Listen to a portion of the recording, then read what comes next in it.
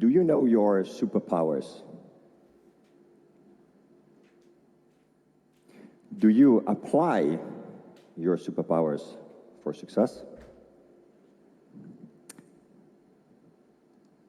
When I'm asking this question to startups, I usually get a profound yes, we do. But 90% of startups fail in the first year. And this really, really frustrates me. I have seen my own friends who started startups failing miserably after 6 months. And many of them burned out as well. Did you know that 50% of startup founders burn out in the first year? So 90% fails and 50% burns out. It almost seems like suicide to start a startup. But I really love startups because startups are game changers. And when I hear why startups are failing, usually I hear things like, we failed to find a market fit for our product. Or we ran out of money. But what I'm really hearing is, we missed certain strengths within the startup team. What if I told you that most startup failures can be related backwards towards missing certain strengths within the team? And I'm here today to inspire you to get to know what intrinsic strengths are and how to apply them to increase the likelihood of your startup success. And I will do that by telling you what intrinsic strengths are, what the difference is between strengths and skills, why it is important to work with strengths, and how to do it. Sounds good? Awesome. Now, let's start with what intrinsic strengths are. We all have this unique set of genes which make up our DNA. And that DNA grew up in even more unique circumstances.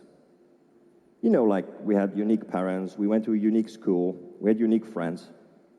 And this resulted in us having a unique set of code which makes up our biological computer program. Now, in that program is written what you like, what you dislike, what you're weak at, but also what you're strong at. Now, that part about what you're strong at, those are our intrinsic strengths. See it as your natural set of feeling, thoughts, and behaviors that make up your strengths. Now, I will give you 2 examples of my intrinsic strengths. On absolute number 1 on the top, I have strategic thinking. Somehow, and I don't know how I do it, I see patterns in chaos. And out of that chaos, out of those patterns, I'm able to craft scenarios that helps people and companies to go from A to B. And I never learned this. It just comes natural to me. Another intrinsic strength that I have is I'm an activator. Now, what does this mean?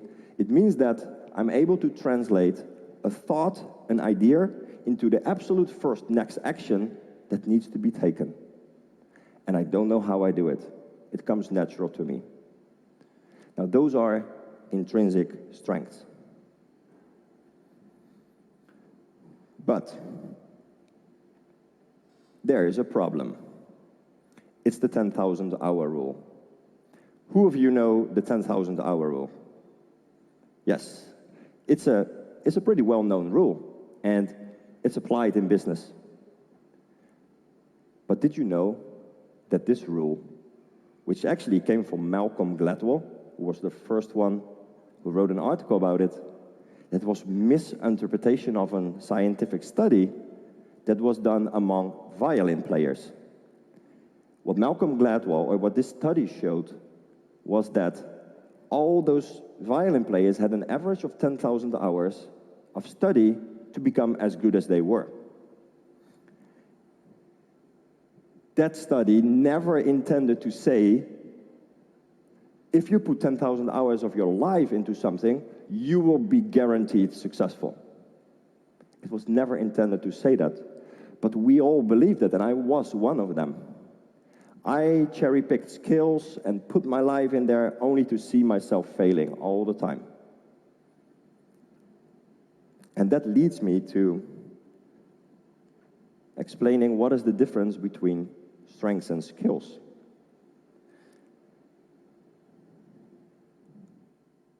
Now, you all remember those days where you had this incredible productivity. Like, basically you forgot time. It stopped to exist, and you went through the day like a rocket. And when you look back, the results you produced were off the charts, like awesome results.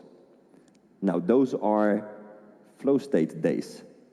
Who recognizes flow state days? Awesome, and you probably felt like this little fella over here. But you also remember those days where you felt like you were swimming against the river, using lots of energy, but not really getting ahead. Now let me ask you, in which of those days do you think you were working with your intrinsic strengths? Yeah, the answer is pretty obvious, because how you feel about that what you do determines how well you perform at it. Intrinsic strengths mean intrinsic motivation, intrinsic energy, and intrinsic joy. And during my 20 years of career in a large corporation, I have seen this happening so often, that the understanding between what our strengths, our skills, is blurred. So I want to explain you, and it leads me to explaining you what is the difference between those strengths and those skills. So in that corporation, I was leading a team of 12 business controllers. And at a certain day, we decided to up our Excel skills. You know, Microsoft Excel back then was like the holy grail of business controlling. So we sent the whole bunch to Warsaw, because I was living in Poland back then. And they got all 12 of them the same course in the same 5-day span from the same teacher with the same material and the same pre-knowledge. So when they came back, I really noticed that everybody of them became a lot better at Microsoft Excel. But there was one lady, and her name was Anna, and she was remarkably better than all the rest combined. And this really intrigued us, because what was going on with Anna that resulted in her being so much better than her peers?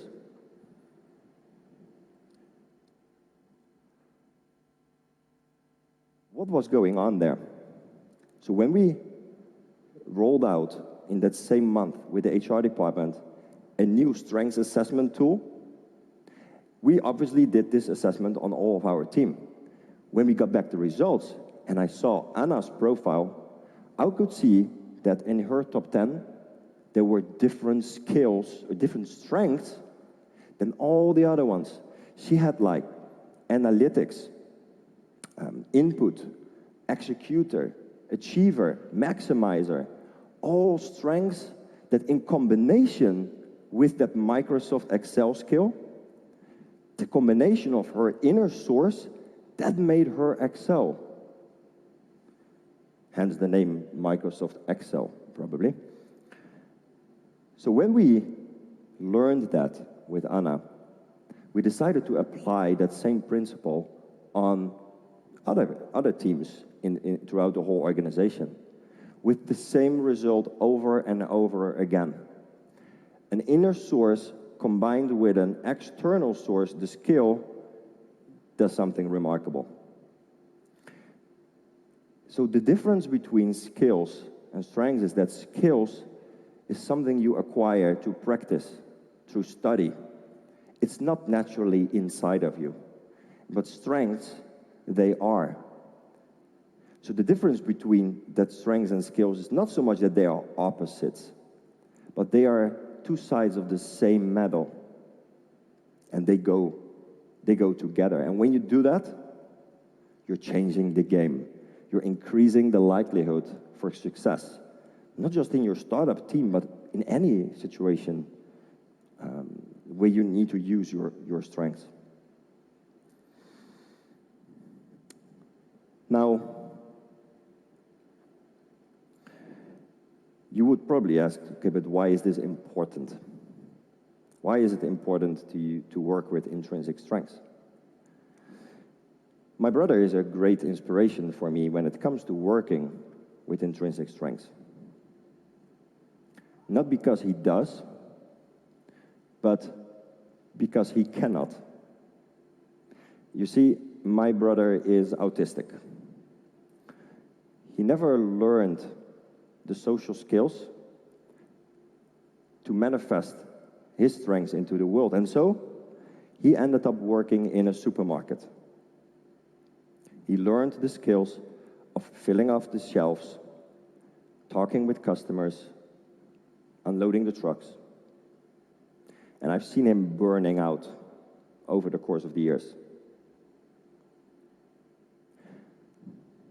But not long ago, I did a strength assessment with my brother.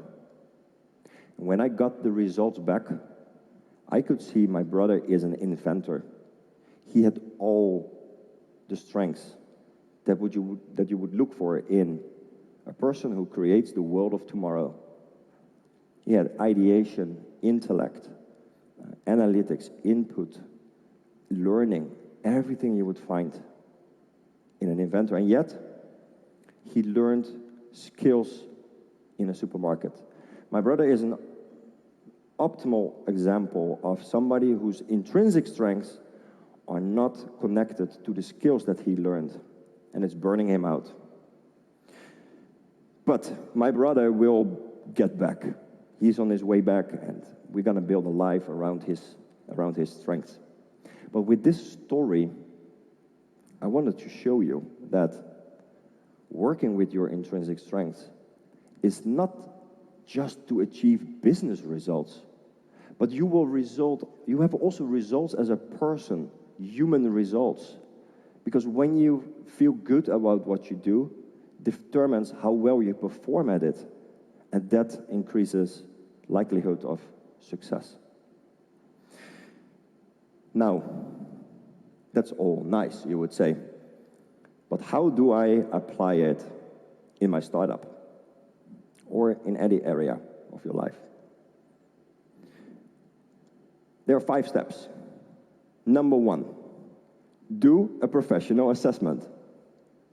There are many tools out there, but the tool that I like the most is called the Clifton Strengths Finder. It is a tool that will, based on more than 100 questions, give you a list of your 34 strengths, ranking from number 1 to number 34. This gives you a great insight in understanding what is your top 10. That's where you want 80% of your time to be. I've done 100 of these tests just this year alone, for my customers, for my family, for some friends. And every time they get the results back, they are like, whoa, this is awesome, but I'm also not surprised. As if when you squeeze an orange juice is coming out, it surprises you. But it's that confirmation which is so important, because now you have a tool that you can apply. So take that professional assessment. Now next, what you do, When you have done it in your startup team or in any business team, take all of those professional assessments together and put them on top of each other so that you get a blueprint, a map of what your team is strong at and what your team is weak at. As if you could hold it against the light and you see the dark spots and the light spots. Now, those dark spots, where your weaknesses are, those are your blind spots. That's where it is like driving a car without rear-view mirrors. It's both scary and dangerous. So make that blueprint of your team to understand where your strengths and weaknesses are. Now, the next thing you're going to do is you're going to divide responsibilities over strengths, not over job titles. Because we are so biased that a marketing manager should do this, an HR manager should do that, just because it's in the job title. But what if I told you that a much better strategy is to divide tasks and responsibilities over somebody's strengths? And so we did. A couple of years ago, when I was still in that same corporate career, I was working in a huge warehouse, like 120 square meter warehouse, 5,000 people, mechanics, robots everywhere. What happens with robots? They break down. And so there was this guy, Maciej was his name. And this guy was incredibly good at solving those mechanical issues with screwdrivers and all these tools. But there was something to this guy. In meetings, when you spoke with him, something intrigued us. So we decided to do a strengths assessment with this guy. And so we got the results. And what we saw was that Maciej had the profile of a project manager, poor sang. And so we gave him a project in that same warehouse to construct a new operational area. He delivered 2 weeks before deadline and 20% below budget. And he never got a training in project management. Yes, there were things he needed to improve, but we were again confirming to ourselves how important it is to work with intrinsic strengths and divide tasks and responsibilities over those and not over job titles, because which handyman runs projects? So divide it over strengths. Step number 4. Complement your weaknesses early. Now, what do I mean by that? Once you have made those assessments, you have the blueprint of your team, and you have divided responsibilities over those strengths, you will see where your weaknesses are, so where your empty spots are. As early as you are in a startup, get people on board to complement those weaknesses. You don't want those blind spots.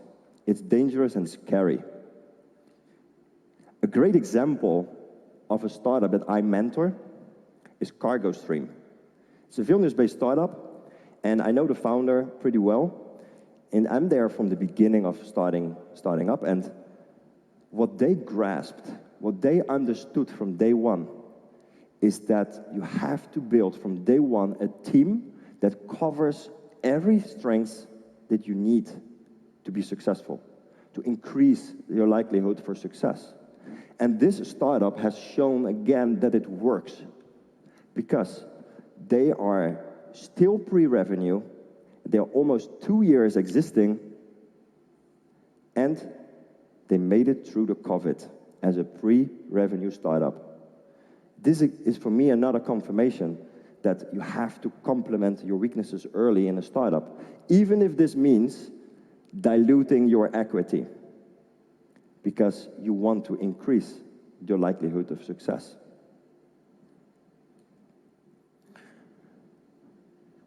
Now, last but not least, Know thyself first. Everybody here in the room has the potential to be a leader. A leader in knowing what your intrinsic strengths are and how you apply them in your life. As Socrates said actually, long time ago, he said, knowing thyself is the beginning of all wisdom. So be that leader and start with yourself instead of waiting until it happens. Even if you're just in a regular business team or just for your life, it works. Start with yourself. Now, I am very passionate about working with intrinsic strengths because I've seen over and over and over again remarkable results coming out of people when they have the chance to feel good about what they do, to have the chance to go in that flow state much more often and have fun in achieving their results. And so the company that we founded together with Erica, my co-founder, at the beginning of this year, we didn't come together because we knew each other long. We didn't come together because we like each other's experience. We decided to work together because she knew Clifton StrengthsFinder as well. And when we had put those things together, we were like complementing each other on all strengths and weaknesses. And so we started together. And you can see in the emotion what we have here that we have all the time joy. Work doesn't feel as work. We achieve remarkable results with little energy because working within strengths works. But there's a bias out there. The bias that as a startup founder, you have to do everything yourself like an octopus. There's this idea that you have to break yourself 7 days per week, 12 hours per day. Otherwise, you're not a real engaged startup founder. But what if there is another way? What if we can increase the amount of startups that are succeeding in the world? What if we can decrease the amount of burnouts that we see among startup founders by giving them one additional ingredient for success, which is understanding and working within your strengths? And now you know that it's actually easier than it seems, because you know what intrinsic strengths are, you know what is the difference between strengths and weaknesses, why it is important, and you know also how to do it. Do you remember the 5 steps?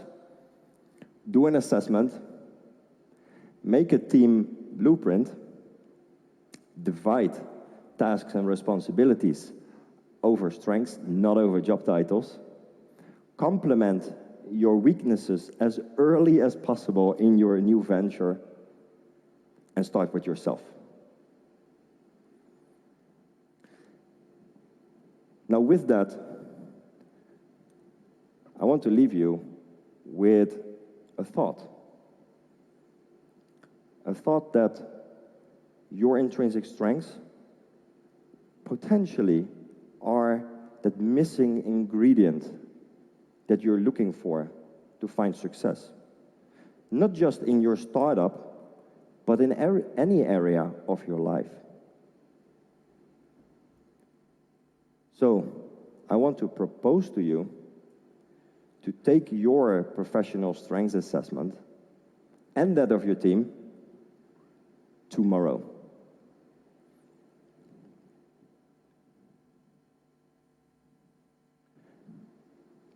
Do you want to know your superpowers now? It was a pleasure talking for you.